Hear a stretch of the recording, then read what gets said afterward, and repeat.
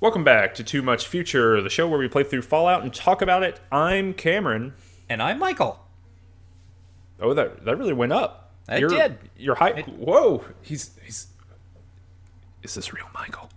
It's Michael. it's real, Michael. Sorry. Michael, blink if this is real, Michael. I just got back from President Stein's re-education crystal camp. Oh no. and I hang up the call and say, Michael is dead. Today in this episode, last episode we went to the hub. Mm-hmm. We did, and this episode, I'll just say this at the top. Last episode, you said that that this is kind of like finally where this game becomes like a real game. You know, like all the various pieces and all the struggles and all the kind of myriad ways that it works, they all kind of cohered together into like the classic Fallout TM experience. Mm-hmm. In this episode, I think all of that has been shattered into a billion pieces. Oh my god. and I basically, I don't know. The open world is open as hell, Michael. At least for me, this has been a weird experience. So today, in the episode, we're going to be talking about the Brotherhood of Steel, like conceptually, or not just conceptually, but as a set of quests or whatever, but also conceptually. And then we're going to be talking about the Necropolis, which is Bakersfield. Yes, I believe so. Okay. So we're going to talk about those two things, but I had like a real, as they say, a real humdinger of a time trying to do anything across these two places. I can see that. I had some very interesting experiences myself, but I can see how with your particular character build, with Tonk, that it would have been very, very difficult to do some things that you need to do. There was a lot of things that were difficult, and some things I didn't even have an option to do. And let me tell you this. I'll say this to begin with. It's a real benefit that I just landed on the number 4 for intelligence for Tonk, as opposed to 3 or less. Because 4 means you're rarely gated out of, like, the standard option.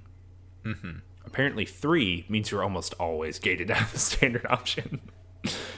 So, whew, wiping my brow on that one. But yeah. So, wait. So, if you have like an intelligence of 3, like, does the game just not work, or do you just have to like brute force your way through everything? A lot of like quests and reactions and questions that you would be able to ask people to make quests go forward are just not available to you. Wow. Yes.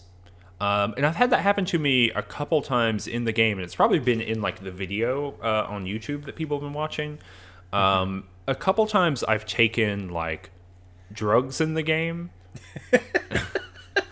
to like get better stats, better strength or whatever, but it makes your intelligence go down. And so then I'll just start speaking in like caveman talk. for lack of a better word, right? Like comic book caveman talk, like, me need whatever, that kind of thing. Yes. I couldn't come up with like a caveman sentence there. But yeah, so that happens occasionally. And so, for example, in the Brotherhood of Steel, which we're going to talk about second today, Michael has expressed a preference to talk about the Necropolis first. But in that segment of like trying to get into the Brotherhood of Steel, if you have a low enough intelligence, you can't even like get the quest to make that start. Wow. Yeah. Huh. Like, you have to go do a fetch quest, and it just won't let you do it. So, and I found that out while looking at several other things in a walkthrough after I was done. Because I was actually very, very lost in this episode, and part of that being lost comes from the Necropolis. So let's start with the Necropolis, Michael. What was your experience of this zone? All right. So I went to the Necropolis because the water merchants had mentioned that there might be a water chip there. Mm-hmm. So I went and I went to the necropolis, aka Bakersfield, and like the first thing you see is just sort of like I think it like used to be a parking lot of a motel or something, and there are ghouls standing around. And I guess last episode maybe I would have called Harold the first ghoul we saw, but then we realized that Harold is maybe not actually a ghoul; he's maybe something else. So maybe these are the first ghouls. I don't know. Some of them will talk to you, and by talk to you I mean like not really say anything helpful, and then others will just kind of attack you. So getting real mixed signals from the ghouls. But yeah, so you're on the outskirts of Bakersfield in this motel, and there was like it was just some ghouls. Okay, and I found a manhole, like a sewer covering, and I went down into the sewers and I found some other ghouls, and these ghouls also could talk to me, but they could talk to me a bit more. Although they don't have names, and that is kind of interesting because they told me about a named character who I never met, whose name is Set. It's very interesting. This is very, very interesting. Continue, Michael. So Set is apparently like the leader of the ghouls. So unlike the hub, where at the very beginning you kind of got a lot of sort of world building and backstory on like what the hub is and what its system of governance is and so on and so forth. Here you just kind of get the sense like, okay, this place is called the Necropolis because this is where a whole bunch of ghouls live. Like that is as far as I can tell like what the Necropolis is. It's a place where all the ghouls live. And the ghouls themselves were like vault dwellers who were exposed to radiation because the door wasn't sealed correctly or something like that. And they have kind of divided into two camps for reasons I don't quite remember, because also I played this particular segment like maybe 2 months ago. But there's the ghouls that I'm talking to in the sewer, who are, I guess, friendly. And then there is this other set of ghouls being run by this guy named Set, who is a bit of a petty tyrant, it seems like. He doesn't get along, or like these, like my friends, I guess, the ghouls in the sewer, do not get along with Set for reasons that I do not remember. Do you happen to know? No, I don't. Okay. I'll explain why in a moment, but I want you to finish your story.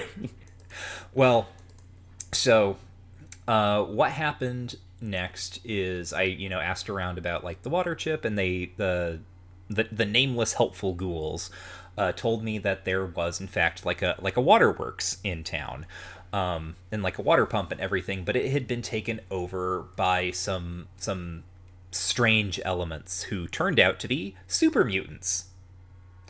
So I like wandered around through the sewers a little bit, and then I popped up in a room that I could not get out of, and there were other ghouls kind of outside this room. And I think this is where Set is, right? I think if I were going to meet Set, I would have to get into this room somehow. At the time, I couldn't figure out what I was supposed to do because I came up out of the sewers and I was just like literally in this room, and I thought what the game was doing. And this was actually, in retrospect, it's kind of interesting, right? The way that I misread the game design here. What I thought the game was doing was giving me a preview of an area so I could kind of make a plan for having to fight my way out of it. So I was like, well, I can't get into this room where all of these other ghouls are, so I'll just continue on my way, and I'm assuming that I'm going to be brought back in this direction later. Turns out I'm not. I never see these people again. I had to look it up. Apparently what you're supposed to do is like blow up one of the walls to go talk to Set. Okay. Right. Like I maybe if I had noticed the wall, I would have thought like, oh, I can blow this up, but also just what? But anyway, I get through the sewers and I end up meeting the super mutants who have kind of camped out around the old water station. Mm-hmm. And I can't remember if his name was Terry or Larry. So all the super mutants have like weird names that are all like. The one who's standing right next to the sewer is named Larry, I believe. And the one who's a talking head is named Harry. Harry. Okay, it was Harry that I was talking to. So I was talking to Harry, and he was very smitten with Eleanor. In fact, like, he like the only way he would refer to me was like, "Hello, pretty lady," and I was talking with him. I should say the ghouls in the sewers. One of the tasks that they had given me was to fix one of the broken water pumps in the waterworks. So that was a thing that they wanted me to do. And I think that was part of like their beef with Set is Set basically had forced them into the sewers, so they had to use this one like water from one particular source, but the pump wasn't working. So I was talking with Harry, and he called me a pretty lady, and was kind of abashed at having to speak with me, and I could kind of sweet talk him. But then he got very upset suddenly, and he realized that he should take me to talk to Lou. I don't know who Lou is, but yeah, why not? Let's go talk to Lou. So then I teleport with Harry to a scientific research base somewhere, and there's a super mutant who is named Lieutenant. So, it turns out that Harry calls the lieutenant Lou, but also the lieutenant to what? Who knows? The lieutenant sort of, I don't know, went on about how, there's this plan in place. He also, this particular super mutant, for some reason that is not yet clear, if it will ever become clear, he has a more refined affect, right? He has kind of like a sort of Tim Curry-ish, like British accent villain voice. That is bizarre. Yeah, so that's a weird thing. So he starts going on about how we have this plan, and we need all of like the prime human stock, and so on and so forth. And Eleanor, being the firecracker that she is, will not stand for it. She's not going to be experimented on. Whatever these super mutants have planned, they're not going to do this to me. So then I fought them, and they punched me to death. And I had to reload. And that'll happen. Yeah. And so this time, when Harry told me that I needed to go see Lou, I told him that I needed to do something else first. And then I just kept going. And I got into the waterworks, and I found the broken pump, and I could not fix it because I didn't have a high enough repair skill. So I went back, and I told my ghoul friend that this wasn't the case, and he gave me some books to read to ratchet up my repair skill, at which point I fixed the water pump. That is a very specific like game mechanic solution to the problem. Yeah. That's probably the most interesting role-playing thing in the game so far. Yeah. So like that happened, and then sort of searching a little bit away from that water pump, I discovered an entrance to a vault. I don't remember the number. I think it might have been Vault 12. Yeah, Vault 12. Yeah. So, I wandered down through the vault, and eventually I found a water chip. Hooray! Whoa, did you take it all the way back? Yes, and then I took it back to Vault 13, and I gave it to the Overseer. And he loaded it up, and he like ran some diagnostics, and he was like, "Hooray! We have water now." And then the game is over, and I'm done. The end.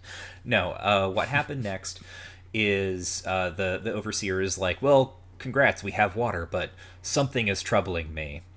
And I could be like, "Yeah, what's troubling you?" And he says that he is disturbed by my reports, specifically that I am reporting that there's a increased mutant presence in the wasteland that is outside of all known models. The Overseer does not like this. There seem to be too many mutants, and he has come to the conclusion that these mutants are not just naturally occurring as part of the wasteland being the wasteland, but that someone is creating them. Now, obviously, I already know this because in, an alternate timeline, I met at least one of the people responsible for creating them, and then they killed me. But Eleanor, like the dialogue response you have when the Overseer basically says, like the Overseer is basically saying, like, you have more quests to do. Yeah. My response was like, once more into the breach, which is your Shakespeare reference for the day. So yeah, that was my experience of the Necropolis. Sort of weird. Like I accomplished a lot, and at the same time, I missed out on an entire, I guess, NPC and probably associated like little subplot there. Well, Michael, and you did this before you did the Brotherhood of Steel, correct? Yes. From this point, I went on to the Brotherhood of Steel. So I did Brotherhood of Steel first, and we'll get back to that in a minute. But about as I was leaving the Brotherhood of Steel to make my way to the necropolis, I got the message that I had about 40 days left of water. Yeah, okay. like really cutting it close. And so I went down to the hub, and I talked to the water merchants. I have enough money now. I bought some water. I sent that to Vault 13. So like, you know, I'm at least slowing that down up there. And then I went to the necropolis. Okay, so I don't have that many days left. And when I went to the necropolis, I was expecting, based on my memory of this game, I was expecting, ghouls shambling around. Some of them are hostile. Some of them are not. Some of them are good. Some of them are bad. What do we do? And what I found was straight up out of a creepypasta on the Something Awful forums in 2007. There is nothing but dead ghoul sprites everywhere. Oh. They're all gone. Like, they're all dead. Oh, you waited too long, didn't you? It seems like it did. And so I was like, oh, this is a little bit weird. I was like, I wonder if I did something or blah, blah, or whatever. And I was like, all right, whatever. And I remembered that I need to go in the little sewer thing. I remembered Necropolis fairly well from playing Fallout like a billion years ago. And I was like, okay, well, I guess I'll figure it out. I went down. I went to talk to those friends you were talking about. They're called like the Underdwellers or something like that. And guess what? They're all dead. And then I went up to the next zone you were talking about where that named NPC is. And I could look in a window and I could see about 6 or 7 super mutants in there. Oh. Uh-huh. And then I wandered around a little bit more and got to where the water like reservoir pump is. And this is just me like wandering around to get there. It's taking me forever to do this because there's no one guiding me to tell me where to go. And I get there and there's 4 or 5 super mutants and there's Harry, who you were just talking about. And everywhere else, covering this map, there are dead ghouls. Some of them are like in a bloody mess on the ground. Some of them are standing up as if they are alive, but when you scroll over them, it says they're dead, which is deeply disturbing. And they're creepy anyway. They're zombies. So I first just try to sprint to the sewer. Super mutant sees me, fires up the minigun that they're all carrying, and just chops me to bits. Right, like cuts me in twain every time. And I have a lot of hit points, so they're doing a lot of damage. So I think, all right, I will try to go around and I'll try to talk to Harry. Chonk is not a very smart man. Super mutants also not super smart, but Chonk cannot outwit this thing. Oh, no. The super mutant. Aw. Harry's saying things. He's saying, normies or whatever whatever he calls humans, right? Yeah. Humans can't be here, only ghouls can be here. And I'm like, well, I'm not a ghoul. And he's like, I know you're not a ghoul. And then I have to say, well, what if I'm a super advanced robot? And he was like, you're not a robot. I'm gonna kill you. I'm gonna kill you now. So I don't even get to like go deep down into any of these like corridors of conversation. He literally will just talk to me and be like, "What? You are not passing the speech check that's happening. I'm sorry, I'm killing you." And so I could not get down into the sewer. Meaning that in my game currently, Vault 13 water problem is not solved. Oh dear. Yeah, at all. That's as far as I could get in the Necropolis. Because I couldn't kill these like 5 super mutants, even with my whole team of cool dudes. So I don't quite know what I'm going to do. Yeah, that puts a little bit of pressure on your playthrough that is not on mine.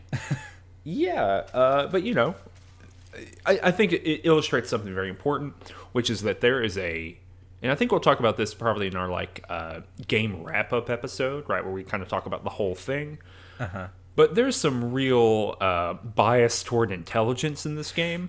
That's a good way of putting it. Yeah, a bias toward speech skills and toward like mental manipulation, as opposed to like anything outside of that. Literally any of the other skills. So there's just no way for you to get by Harry without a conversation, or like without like killing him, or like initiating combat or something? Yeah, yes. One of those things. Either I get in line of sight of the other super mutants, and they just aggro me, right? And then they start combat. And weirdly enough, the only way for me to talk to Harry is to run all the way around the outside of the building. And people watching on YouTube will be able to see this. Running all the way to the outside of the building, like on the edge of the map, and then coming to the window beside him, behind him, and then clicking on him when he can't see me. Like, psst, psst, hey, Harry. Yeah. I'm a robot, Harry. Yes. That's literally, it's like, I'm a robot. Hey, Harry, I'm a robot. Is this working? Yeah, it's awful. It's and I cannot. I fiddled with it for quite a long time, and I can't figure out how to do it. So either I'm going to have to get big and strong and come back, which I'm assuming is like the intended quote unquote solution for Tonk, right? Is like for that type of character, yeah. Yeah, and I'm assuming too that. Well, maybe not assuming. Maybe, to put it a different way, maybe a melee character is not a viable build in Fallout 1. Like, that could be what... Even though there's all this stuff about, like, unarmed combat and, like, all these perks and stuff you can get, and melee weapons and things like that, it could be that this is just not the intended... Or if it is intended, it's, like, hyper-hard mode. And maybe the solution for this, or what they would expect, is for me to just run around outside and like grind rad scorpions for like multiple days. I don't really know. So that was my entire experience of the Necropolis. Very limited, I would say. But to be fair, also did not talk to that named NPC. Okay. And I was very confused during this whole operation, right? I was like, I have to be doing something wrong, or I have to have done something wrong. And I think, yes. So what you were talking about is timing. Once you get to a certain day, the super mutants just invade the Necropolis. And that's just where it's at. So that's what has happened in my game, and I would have to back up really, really far to like get out ahead of that, which would be a bummer. And so I started looking at all these walkthroughs just to be like, is there any way for me to figure this out? And I guess there's like gradations of how bad the invasion can be or something like that. But basically all of them say, look, this is the worst case scenario. Yeah. Okay. So that's where I'm at. All right. Well, yeah. So you did that after you did Brotherhood of Steel? Yeah. And I think if I'd gone to the Necropolis first, I probably would have been fine. Okay. Interesting. All right. So, yeah, that would probably do it. Yeah. Okay, that makes sense. So I did it in the opposite order, and I guess that's why the Necropolis is still alive in my game, I suppose. Yeah, I think that because you were a little bit like time-wise a little bit further. Oh, yep. No, I know exactly how this happened for you, I think. I bet. Did you go to the glow? Yes. Okay. Yep. So that would have done it. So should we transition now? Yep. Okay. So since Cameron and I did a I don't know. Oh God, what the hell is the rhetorical term? A flippy floppy. Yes, a flippy floppy. The perfect flippy floppy, the chiasmus is what I'm thinking of. We did a chiasmus. Write down in the comments below if you prefer a chiasmus or a flippy floppy. Yeah, chiasmus or flippy floppy. This is how we will.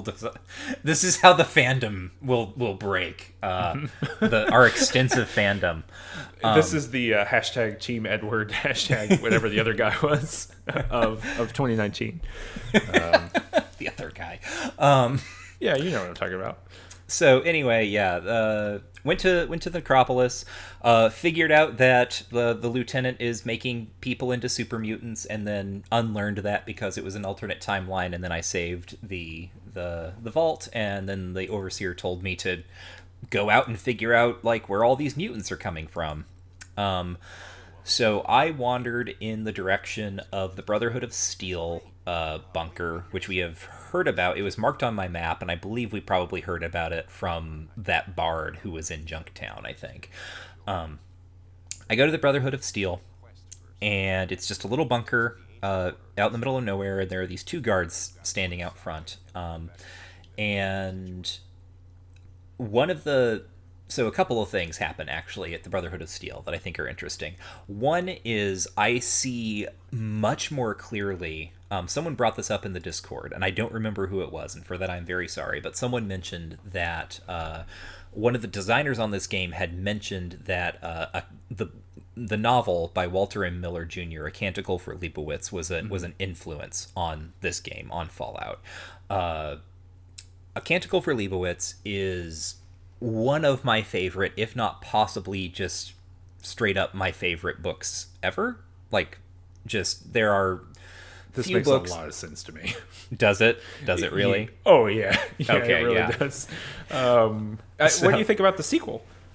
I have not read the sequel, Yeah, me actually. neither. I don't know what I would... I kind of don't want to... book chat, by the way. That can be our new podcast. I don't know what I would do. A Canticle for Leibowitz is the book, right? Like, that is all I needed. That is what I have. For those of you listening, if you don't know what this book is, it is a science fiction novel from the 50s, 60s.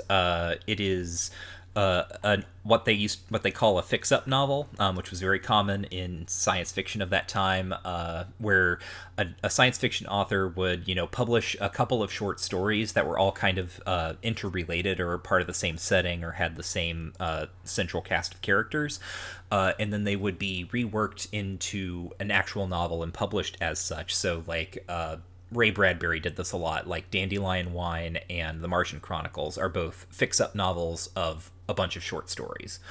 A Canticle for Leibowitz is a fix-up of 3 novellas that vary much. They vary very much in terms of their time frame, but it begins in kind of a sort of neo-medieval period following the destruction of all civilization in a nuclear war.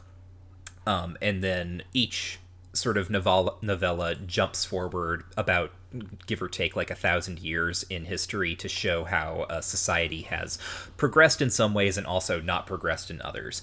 Obviously, if we're talking about sort of rebuilding society in the wake of nuclear war, you can see how this would have a lot of impact on Fallout.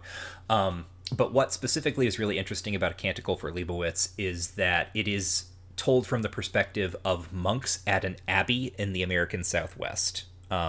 So there's just, just imagine like a bunch of Catholic monks hanging out in the American Southwest after a nuclear war, who specifically make their order is founded by Saint Leibowitz as scribes, right? They're preserving the old knowledge that society had before nuclear war. And it's very melancholy, and, like, spoilers, like, Walter M. Miller had hella depression, so he does not think that humanity comes back from a nuclear war much better than they were before the war, no matter what sort of technological advancements they might make. All of that to say... Yeah, at all. Yeah. Like, even a little bit. So, all of that to say, right, this is a very important book to me. I love it, and I have always wished that Fallout kind of took more pages from it. Because really, they sort of... It doesn't really, right? It doesn't have kind of basically the depressing thoughtfulness that I want out of a Canticle for Leibowitz game. However... with the Brotherhood of Steel, and this is interesting based on the way that the Brotherhood of Steel develops in later games, as we know. When you get to the Brotherhood of Steel, the map that you are shown is an illuminated manuscript. Yeah. Yes. And it's got like all these like weird little like cherubs like holding Gatling guns on it and stuff. And talking to the Brotherhood of Steel members who are guarding the bunker, they speak much more like religious figures than kind of the soldiers that they become in the later games, which was a really interesting thing for me. Picking up on kind of all the Leibowitz stuff. Yeah, there's like this interesting combination of like grizzled war veteran and that, so like they're very no nonsensey kind of people, but there's this like duty bound or honor bound. Basically, you know, and we'll talk about the specific quest line in a second, but like once you get into the Brotherhood of Steel, anything you're trying to do requires like people to say yes or no. You know, there's like real, I don't know. They take their job very seriously as like preservers. And I think that gets lost in other Fallout games as they slowly but surely just become like cool soldiers with cool armor. They become Space Marines, kind of. Yeah. Well,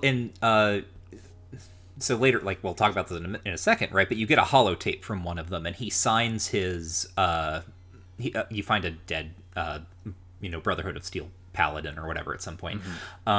And he signs his sort of his audio log or holotape or whatever off with his name, and then sort of like the United States Armed Forces. And there's this really interesting thing that's happened where the game has kind of posited, like in the same way that the Canticle for Leibowitz is explicitly about an order of Catholic monks that arises in the aftermath of a nuclear holocaust, the sort of speculative game that is being played here is, okay, what if an order of monks arose in the aftermath of a nuclear holocaust, but the thing that they sort of built themselves up around was not the Catholic Church, but kind of this weird, mystified, half-remembered version of the U.S. military. Yeah. Right, and that's really what's going on here. So, the first Brotherhood of Steel paladin guarding the door, who has a name, and I don't remember it, I'm sorry. Ooh, I didn't write it down either. I thought I did. Yeah. He is like, sorry, you can't come in unless you're an initiate, which is super helpful, I guess.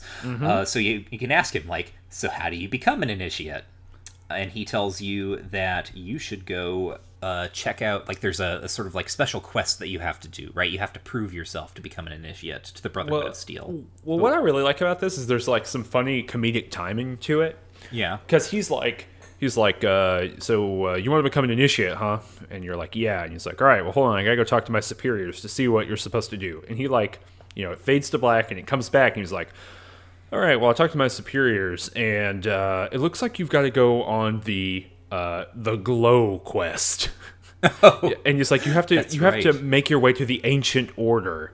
That's right. Okay. To retrieve an artifact or whatever. And so it just like you're talking about this kind of like weird like pseudo medieval kind of thing going on with the illuminated manuscript, right? There's this kind of thing where they themselves are talking in this language about like quests and I mean, they send you really far away. It's the globe is really, really far from here. Right. And I was gonna say, if you did this first, that explains why the super mutants took out the necropolis, because they tell you, like, in the game, right? He mentions to you, like, yeah, no, here's how you get to the glow. By the way, it's going to take you 18 days to get there. Yeah, so I burned like a full 3 weeks doing this quest, and so he's like, "Well, you just gotta go down to," and I forget if he actually calls it the glow because he keeps repeatedly calling it the Ancient Order. I was gonna say, he keeps calling it the Ancient Order. It's when you have to. There's another guard, and if you talk to him after this, he'll tell you like, "Oh, they're giving you that line, right? You're going to the glow." Yeah, and the glow is L.A. Yes, I believe so. Let me look at the wiki. But so and it's forever, forever away, and you just have to. Well, how did you do it? Yeah, I was gonna say, they don't really tell you like what to do. They're just like, you need to go to the glow. You need to go to the Ancient Order, which is like the source of all their technology, is one of the things that gets mentioned, and you need to find something important. Like, that's it. That's all they will tell you. So what I did is I, set off, Dogmeat and I set off toward the glow. Took us 18 days to get there. And we got there, and it was super irradiated.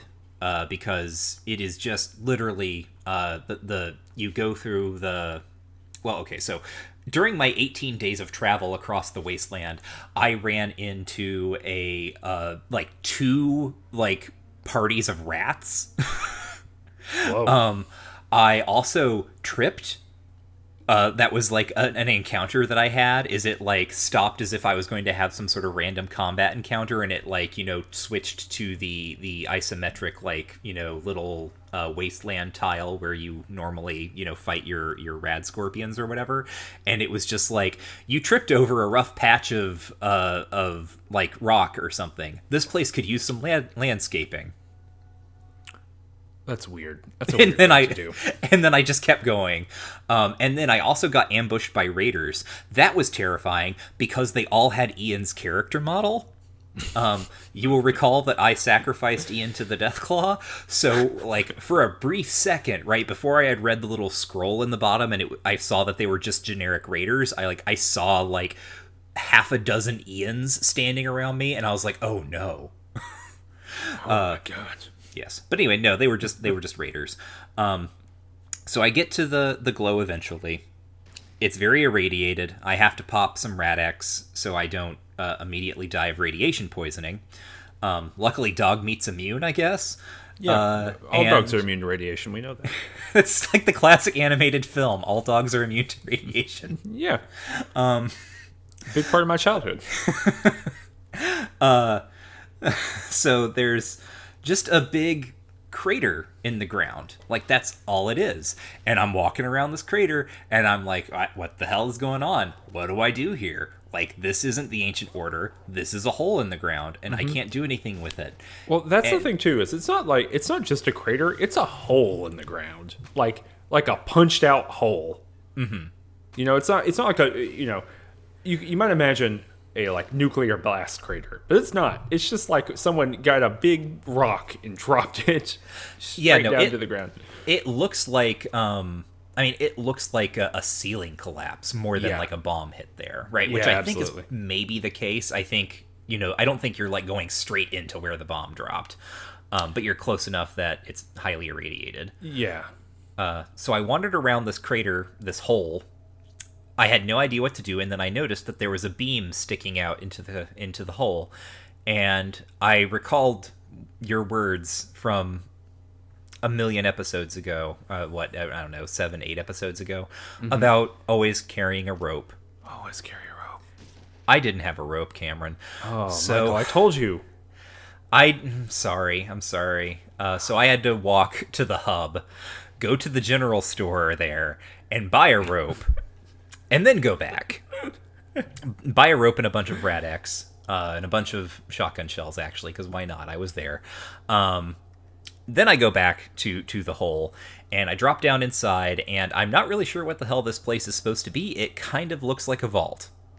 Yeah, it does kind of look like a vault. I think it's because it's not the Vault Tech company, but it is the West Tech company or something like that. Yes, it's the West Tech company.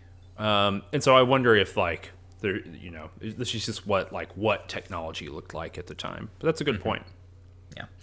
So I dropped down into this office research lab, whatever it used to be, and there is clearly a dead Brotherhood of Steel paladin a couple of rooms away. I can see him because of the wonders of isometric viewing, so I have to kind of walk around some collapsed stuff, and eventually so then one of the things I found was an elevator, and when I tried to take the elevator, it shocked me.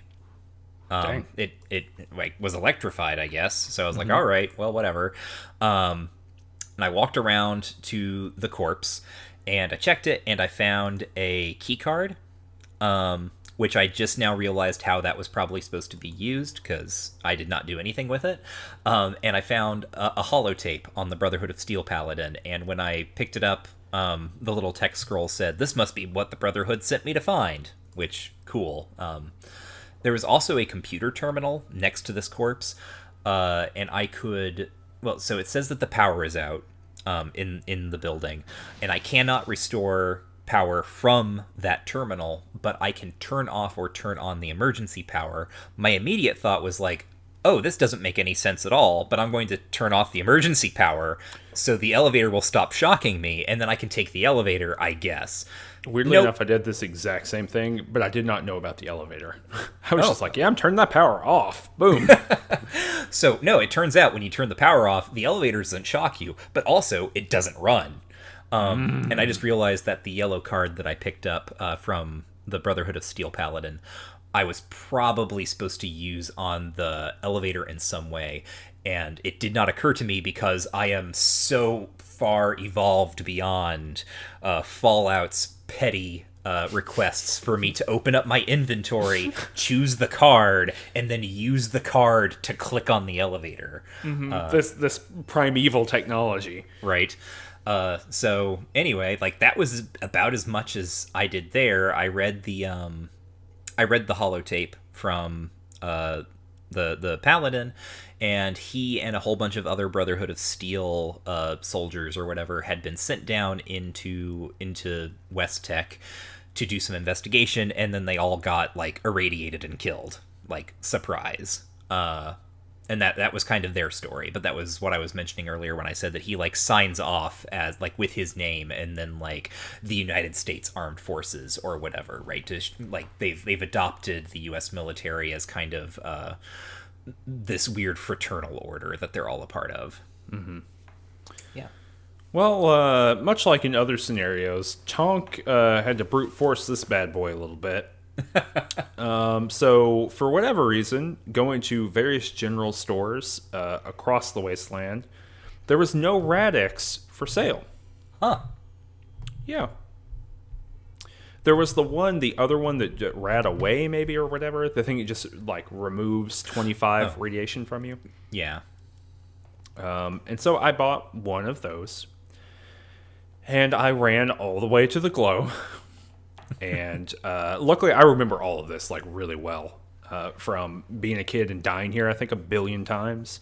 And so like, and I guess this is why like in my mind, I was like, you gotta always have a rope in this game. It was for this scenario.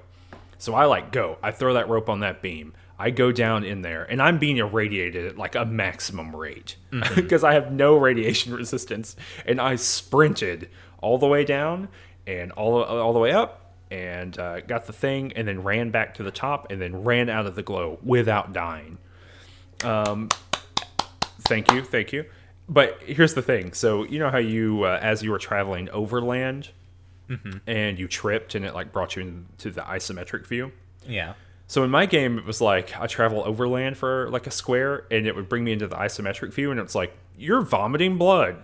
Oh, God. Uncontrollably. And I was like, "Ooh, that's bad. That's real bad. It's really bad." And I was like, "Oh, I'll just." And I've already used my like radiation reducer already, so I was like, "I'll just run back to the hub. I'll be fine." And then it's like another square, and it's like, "You cannot stop vomiting. You can't. It just keeps going. You can't help yourself."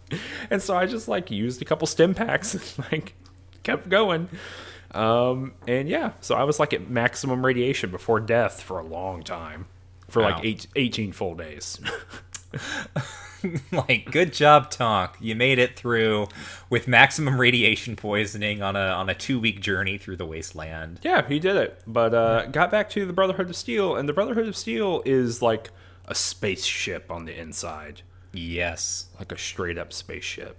Yeah, no, they let you in, and it is like one of the things that I think this section of the game that we're talking about does well is I've mentioned in previous episodes, we haven't really gotten a strong sense of like the pre-war world or like pre-war technology or anything, and like suddenly it's all over the place. Yeah, and suddenly it's like there are people who never took a step back from that technology, who just kept improving on it too, which is why every door has to be annoyingly opened with like a button press. But yeah, you know, the Brotherhood of Steel complex, it's 4 levels, which is really big for anything else in this game. There are scribes who are like working and doing technology. There's a surgeon who can increase your stats for caps. I don't know what they have a use for caps for. The Brotherhood of Steel is like constantly trading water and things like that, so you know, they are doing those things, and they're running a full scale skirmish war against the super mutants at this time. So there's like a whole lot going on here, and there's like several side quests that are obviously available too. There's one to allow you to get a your own power armor that I haven't done yet, but I can probably figure out how to do. There's another one too, but I didn't. I kind of got the big main quest after this, and that's when I was done. So, did you do anything in here? Oh, did I ever? So, so I show up to the Brotherhood of Steel. They're like, "Oh, cool! You did the thing in the glow. Like, come on inside." A couple of things, really interesting things happened. One of the first things I could do was talk to like the guard right next to me as I entered the door, and it turns out the guard is a woman.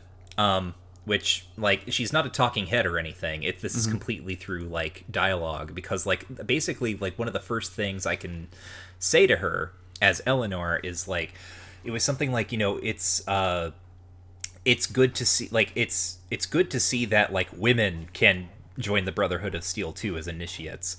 And the guard is like, yep, sure is. And then I could start asking questions like, so... you know, why are you all called brothers? Like, why is that the term that everyone gets addressed by? And the guard is like, I had never thought of that. It doesn't really bother me, but it's an interesting question. We have a lot of traditions here. I'll have to talk with Vree at some point. Yeah. And like, that's sort of the beginning and end of that, but it was sort of, it was an interesting moment, I mean, just for a whole lot of reasons, right? One, it's one of the few points where the game is kind of acknowledging that I've chosen to play a female character that is not sort of predicated upon, like, someone making a pass at me. Or in that one weird case with Cynthia or whatever, making a pass at me, because I think that's what she's generally supposed to do, and then refusing when I, like, reciprocated because she doesn't, like, that's not something she's interested in. I guess. Anyhow, so there's that. There was this really interesting sort of discussion about sort of gender parity within the Brotherhood of Steel, and the question of, you know, why are we doing things this way? And it being kind of deferred to just this impersonalized tradition. Mm-hmm. So, very interesting. It's not our fault. You know, Michael, we receive politics. We don't do politics, okay? It's just culture. Yeah, just culture. All right, interesting. So I did a whole lot of culture here in the Brotherhood of Steel. I you know, wandered around and talked to people. It turns out that I had saved a Brotherhood of Steel member in the hub, and I had forgotten to talk about that this episode, but I remembered it this time. Oh, cool. He's like trapped by some gangsters in a room, and then I killed the gangsters and freed him. So this entitled me to a reward, and I could get like a weapon or I could get power armor, and I was like, oh hell yes. I think, who was I talking to? Talus. His name is Talus, who's, I guess, kind of the main guy on the first floor. Interesting, like, I already did the Shakespeare shout out this episode. Talus, Talus, that derives from a couple places, but one of the chief places that you would get it is Edmund Spenser's epic poem, The Fairy Queen, wherein the Knight of Justice Artegall is accompanied by what we would recognize as a robot, but who is sort of described as a living suit of armor, named Talus, who is the inhuman personification of justice. So, fun fact there. So I told Talus that I would want some power armor, and he's like, that's great, go talk to Michael. And I was like, I'm Michael. No, you're Eleanor. I could not actually say that. That would be really interesting. So I was like, okay, I don't know where Michael is. He's in the armory. I don't know where the armory is. So I start wandering around. I go to the second floor. I am still looking for the armory, trying to figure out where the hell I'm going to get this power armor. I go into like a scriptorium, where a bunch of robed figures are like working on computers, and you learn that there is a division within the Brotherhood of Steel. Some of them are like paladins or knights or whatever. They're sort of like the combat-focused people. And then there are the scribes, who are the people who stay back at base, and they like fix up computers, they read information, they reproduce information, things like that. And you can talk to, I think this is on the second floor. It might have been the third floor. I might be getting mixed up here. You find Vree, who is kind of like the head scribe. And you discover that she'll tell you all sorts of really interesting things, right? She gives you some Rad-X if you ask for it, because you could be like, how do I cure radiation? And she's like, oh, you poor sweet child. Here's some Rad-X. My skin's coming off. Yeah. You can also sort of ask her about like, what's this science thing that I'm hearing about? This is really interesting. And she like gives you a computer to use that like raises your science skill. Tong cannot do any of this. I know. Like he just cannot ask these questions, which is very funny to me. But the amount of conversation I could have with her was basically just like, so you work here, huh? Is this like what you do, or what? What's up? What's that over there? You got the same job as them, or is this just your job by yourself? You got any books about hammers? Yeah, even better, you got a big book I could tie to a stick. Could have books I can make into hammers. Yeah, I mean, basically that's literally it. Yeah, it's disappointing to say the least. I would not encourage anyone to follow the Tonk route of playing this game. Yeah, so I obviously, like, I had a lot more going on here. Vree has an assistant, like her assistant scribe. Her name is Sophia. And Sophia is interesting because there's some politics again going on. Sophia doesn't actually like how Vree is running the scribal program, because Vree is very much dedicated to weapons technology. That's like sort of apparently her primary thing, is she wants to send out expeditions into the wasteland, find old technology, specifically to rebuild pre-war weapons and weapons technology. Sophia doesn't truck with this. Sophia believes that they should be more, like the scribe should be, in the Brotherhood more generally, should be more dedicated to the remembrance of history, right? And putting those things back together, like figuring out what happened and what went wrong and so on and so forth. And this is where you get some really strong A Canticle for Leibowitz vibes, because the central part of that book, which takes place in kind of like the post-apocalyptic Renaissance, essentially, is very much centered around this tension in the Abbey between the monks who are excited to rediscover all the pre-war technology, and are kind of, they don't really care that the secular powers that have risen see it as war applications, versus the scholars there who are more interested in kind of like the historical and or theological dimensions of their work. So that's for me, right? Little bit there for me. The thing that makes Michael smile is being like, there's A Canticle for Leibowitz. We should implement a new small segment of the show called "The Thing That Makes Michael Smile." Yes. So I think I'm actually on, if I'm talking about Vree, I think I am on the third level, because I think the second level was the doctor and like some combat training or something, and nothing interesting happened there for me. Anyway, you'll have noticed I've talked a whole lot about what's going on here, and I still don't have any power armor. I can't find Michael. I don't know. There are so many people in this bunker. All of them look the same, and I don't know what any of them are doing, because they're all just kind of standing in rooms, and the rooms have like lockers in them and furniture, and nothing is really clearly marked as anything. Like the most distinctive room is the room with all the computers where all the scribes are working. So I know exactly where he is. Well, this is very funny. Like, so I just put in Michael Fallout 1, and he shows up in the Fallout wiki, and I talked to this guy 5 separate times. So this is going to be kind of the end of my story here, but boy, is it an ending. I am trying to find Michael. I have no idea where he is. I'm like, maybe he was up on the first level, because that was where he was first mentioned. Mm-hmm. He is, by the way. Oh, great. Well, so much for that, because what I did was I checked a room that I hadn't been in, because there was just a Brotherhood of Steel paladin standing in the bathroom in there, and I'm like, surely that's not Michael, so I ignored him. So I go into this room, he's in the bathroom, this paladin. He activates when I come in, comes walking toward me. This isn't Michael, this is a dude named Rhombus. Yep. And he's got a talking head, so he's important. And he's really angry at me for coming into what I guess is his room. I guess while he was going to the bathroom. I don't know why he's angry. Everyone else is letting me walk wherever I damn well please. So I am not going to take... He, like, tells me to leave, and Eleanor is Eleanor. Eleanor talks back to him. She talks some smack. And, and I am expelled from the Brotherhood of Steel. The end. They kicked me out because I went into Rhombus's bathroom while he was using it, and I told him to go to hell when he told me to leave.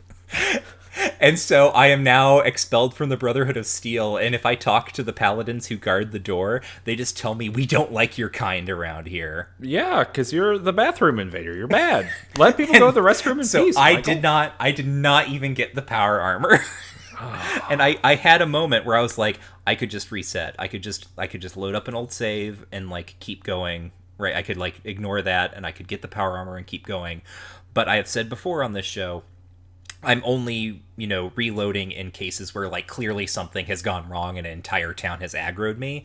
Mm-hmm. And I don't think the Brotherhood has aggroed me, right? I think they just hate me. So here I am.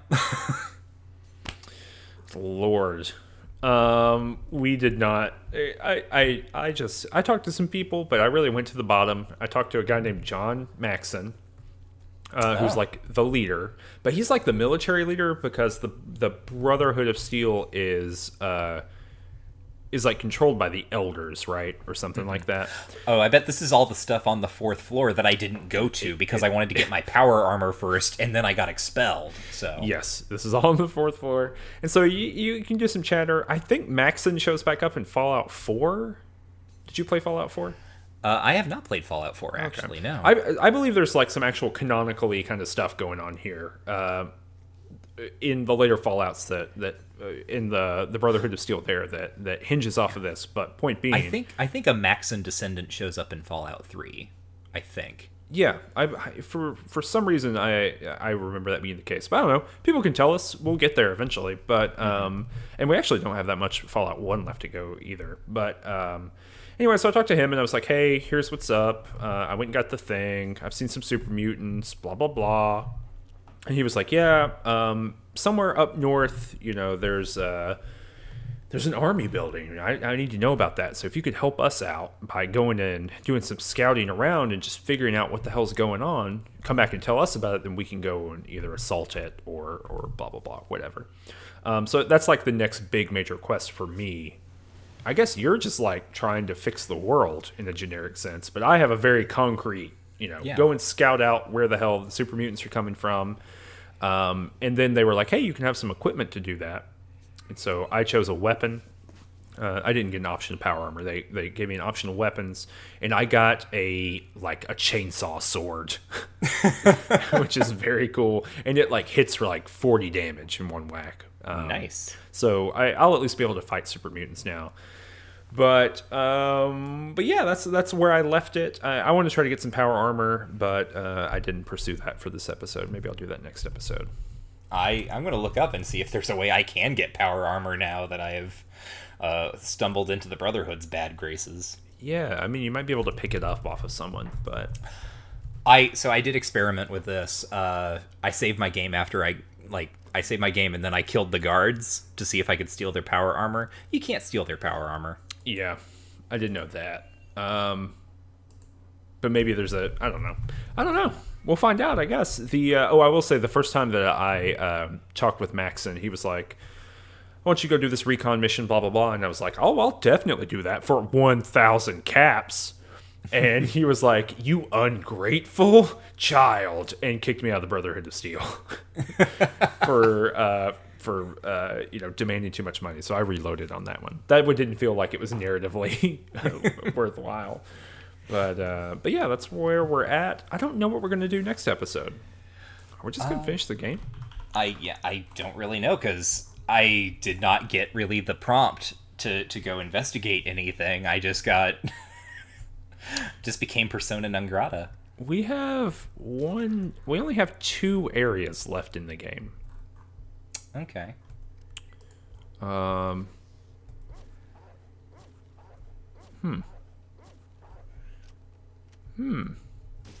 don't know. We'll talk about it. We'll let people know what we end up doing here. We might be able to finish the game in one more episode. I'm seeing more than 2 areas. Oh, are you missing 2? What are we missing here? I'm seeing the LA Boneyard, the cathedral, and the military base. Oh, yeah. I think these are all pretty tied in with one another, though. Okay. I don't know. We'll figure it out. We'll let people know. We're either finishing it in this next episode, but the next one. Yeah. Yeah. All right. We'll figure that out. And do we have anything else to say? I don't think I do. You have anything to plug? Reflections? I do not. No, not really. I don't have anything to plug either. You can go to rangedtouch.com to learn all about the things we do. If you are listening to this on or watching this on YouTube, you can, of course, listen to this on a podcast if you go to patreon.com/rangedtouch in order to get the podcast feed for the show for $3 a month. You can also get the notes that Michael and I do, and you can just feel good about supporting the show because that's a cool thing to do. You can follow Range Touch and all of our updates and all of our other shows at twitter.com/rangetouch. And you can find me at @CConsulman. And Michael, where can they find you on the old Twitter? I am @Warren is dead. There you go. We'll see you back in 2 weeks with the next episode of this, getting closer to the end of the game. Yeah, so... Oh, shit. What? There's actually a conversation that I did want to have. There's a theme that gets introduced here that I wanted to talk about. Tell me about the theme. Okay. So, a couple of things that I just want to flag here. One of the things that Lou, or Lieutenant, talks about when you get taken to his, like, weird lab, wherever that is, before you get killed by him, he is talking about, like, how the reason they are making super mutants is because, like, they're stronger and faster and better in all these other ways than, like, quote-unquote normal people. That there's a kind of evolutionary argument being made, right? That this is the next step for this thing that we call humanity, is becoming super mutants. Super mutants are going to be the things that live in the wasteland, right? This is what is going to thrive. So that happens. We, of course, have the Overseer being concerned about the overpopulation or overproduction of mutants. And that's why I got sent back out into the wilderness. One of the things that got mentioned in the Brotherhood of Steel bunker before I was exiled was, I think it was Vree who was talking about this. She had done some research and had determined that all super mutants are sterile. So they're not going to breed. Which makes the sort of point that if the source of the super mutants is to be destroyed, then the super mutants will not overpopulate the wasteland and I guess destroy humanity. I just want to sort of flag all of these things because I think they are very interesting questions, and not necessarily like is Fallout consciously playing with these ideas and themes, but this problem of what we have talked about in the show as too much future, right? Like what happens to people in society and things after an apocalypse? What survives? What thrives? And how do we imagine those particular versions of survival and thriving? So I just think it's very interesting that on the one hand, we have the super mutants, of which there are too many. They are too well adapted. And on the other hand, they are sterile. There's something being condensed here in this figure that could be unpacked productively as we continue on. That's a good thing to think about. We'll talk about it next time. Yes. Was that your Zizek impression you were doing there? Yeah, my good. Yes. So that's that.